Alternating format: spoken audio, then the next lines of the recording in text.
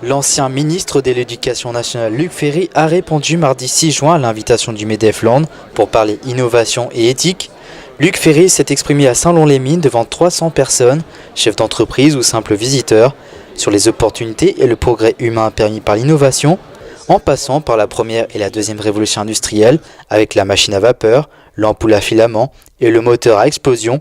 Le philosophe s'est ensuite attardé sur ce qu'il appelle la troisième révolution industrielle en cours, l'intelligence artificielle, une révolution brutale qu'il faut apprendre à connaître puisqu'elle bouleverse déjà, selon lui, notre économie et nos sociétés. Tous les secteurs, au fond, peuvent être aujourd'hui uberisés, comme on dit, peuvent être concurrencés grâce justement à cette intelligence artificielle qui permet à des non-professionnels de s'inscrire dans une branche et de concurrencer les professionnels sans avoir aucune qualification. Vous voyez, c'est ça qui, évidemment, est à la fois un progrès formidable et une menace formidable pour tout le monde.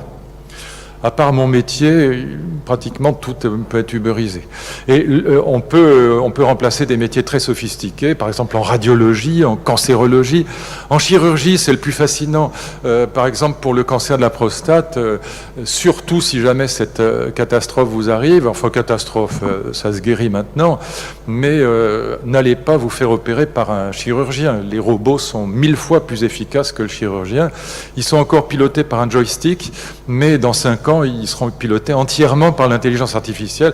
Mon ami Guy Valencien, qui est un des plus grands chirurgiens français, me disait que lui-même jamais n'irait se faire opérer par un de ses collègues, et il me dit le robot est bien meilleur que moi, bien meilleur, et il est beaucoup plus sage parce qu'il s'arrête quand il y a un pépin, tandis que l'homme a tendance à passer en force. C'est le monde dans les années qui viennent.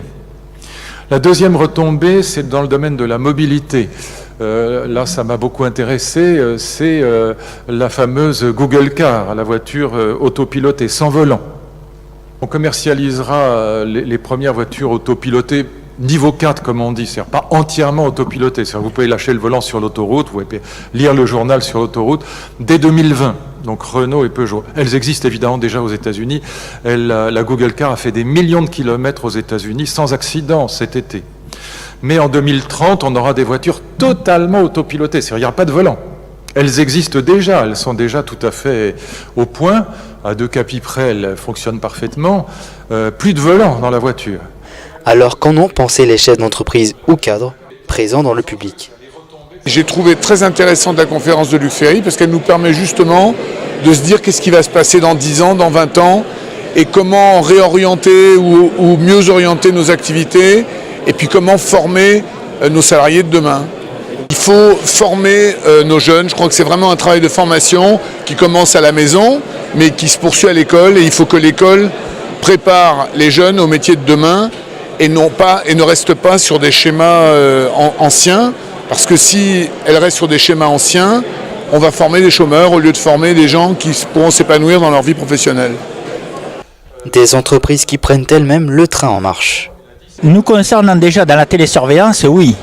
Puisque aujourd'hui, toutes les alarmes, toutes les vidéos sont toutes connectées via des applications, via des applications internet, via des applications smartphone. Donc déjà, on y est intégré, Mais son discours allait bien plus loin quand même que les applications dont on parle, nous, dans notre secteur d'activité. Et si le métier d'expert comptable, par exemple, était un jour remplacé par un robot doué d'une intelligence artificielle? Toujours de l'appréhension, mais bon, essayer effectivement de positiviser cet avenir qui va nous être imposé. Il faut pouvoir effectivement créer les métiers de demain et faire évoluer par la formation les acteurs économiques actuels, nos salariés, et inventer quelque chose de nouveau et une nouvelle offre. Une conférence qui sert de coup de pouce, comme pour Hélène Lusignan, réconfortée dans son parcours professionnel. Je suis formatrice et conseil en tout ce qui est leadership, etc. Et j'ai un autre métier aussi puisque je fais partie de marketing de réseau, aujourd'hui qui se développe en France très lentement, mais qui a un super bel avenir puisque comme Luc Ferry le disait, dans notre façon de nous développer, on se développe à l'horizontale par l'effet participatif en fait. Donc voilà, donc sa conférence était pour moi une grande révélation et une affirmation de ce que je fais. Donc je me suis sentie beaucoup moins seule. Luc Ferry a donc, semble-t-il, séduit les entrepreneurs landais déjà pleinement engagés dans la révolution numérique.